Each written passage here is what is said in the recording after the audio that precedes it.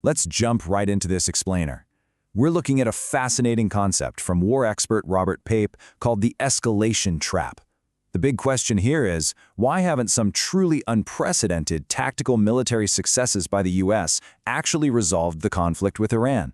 Actually, after 5 months of intense fighting, the strategic situation is somehow worse than when we started. To really grasp where we are right now, Pape uses an absolutely chilling metaphor. Think of the Titanic.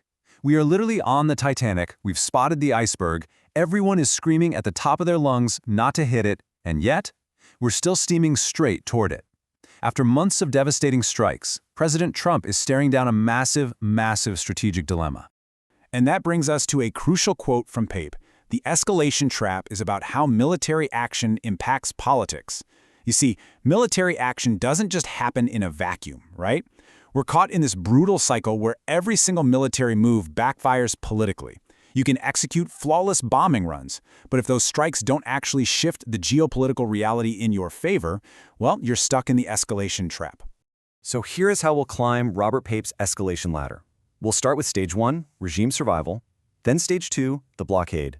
Next, the failed peace deal, followed by the global energy cliff, and finally, Stage 3, ultimate choice. Okay, let's start with Stage 1, regime survival.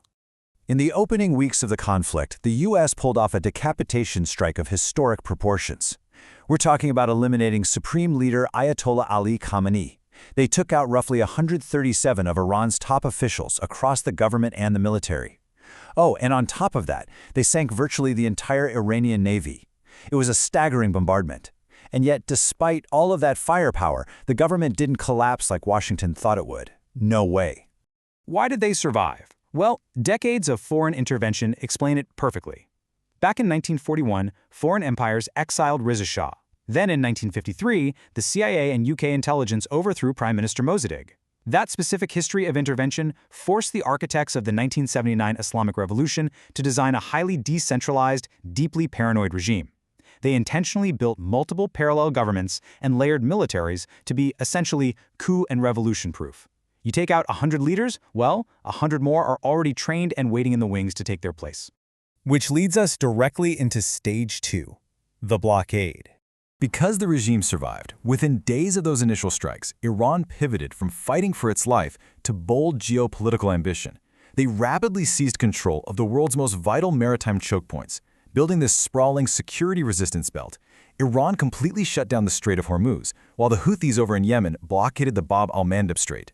That move essentially paralyzed trade from the Persian Gulf all the way over to the Red Sea, triggering an immediate shock to the global system. Facing that massive disruption, we arrived at the failed peace deal. A Memorandum of Understanding, an MOU, was actually signed between the US and Iran to put an end to the fighting. But there was a total disconnect here. U.S. officials, folks like J.D. Vance, viewed the MOU as a transactional business deal. The U.S. offered financial incentives, like unfrozen assets, for a straightforward fee for service. You open the strait, you get the money. But Iran, they viewed it entirely differently. For Tehran, this was pure power politics. They saw this MOU as a formalized roadmap to cementing themselves as a regional hegemon with a permanent sphere of influence in the Middle East. Because of that fundamental misunderstanding, the agreement collapsed almost instantly. The administration signed the MOU, sure, but they ended up violating core articles within 48 hours.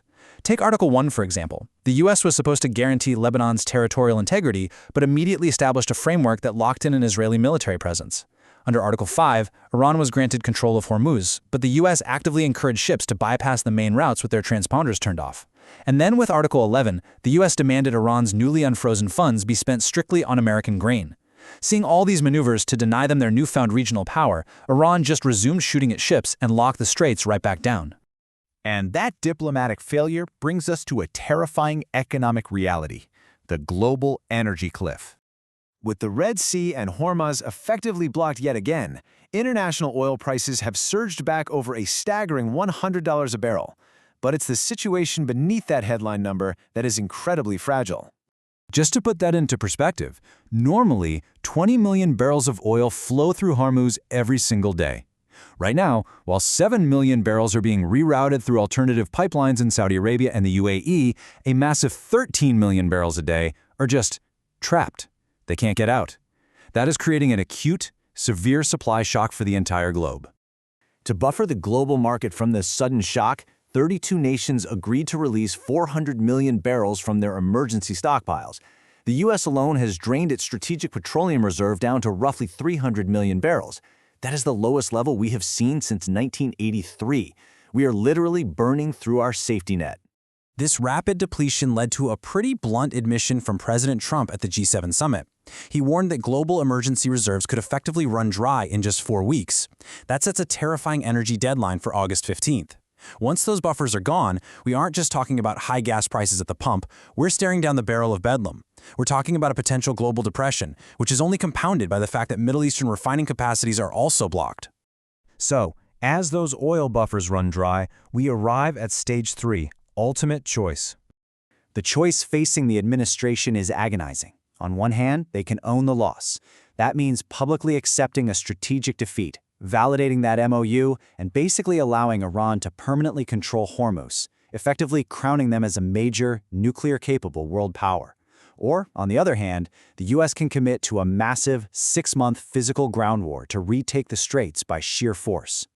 The political dread of owning the loss is perfectly captured by this haunting quote from President Lyndon B. Johnson during the Vietnam War. LBJ knew air power alone wasn't working, but he just couldn't accept defeat, famously saying, "I just can't be the architect of surrender." It's a really powerful reminder of why leaders, when they are facing crushing domestic political pressure, often choose disastrous escalation over a humiliating defeat. Because owning the loss is so politically toxic, Robert Pape predicts we're likely going to see symbolic U.S. ground operations soon. We might see troops attempting to take small islands in the Gulf of Oman, or maybe a tiny sliver of the Iranian coast. The goal here would be a desperate attempt to pry the straits open, or at least show the public some tangible progress before the global economy totally crashes. But these operations carry a massive risk, dragging the U.S. into a deep, protracted, forever war by 2027.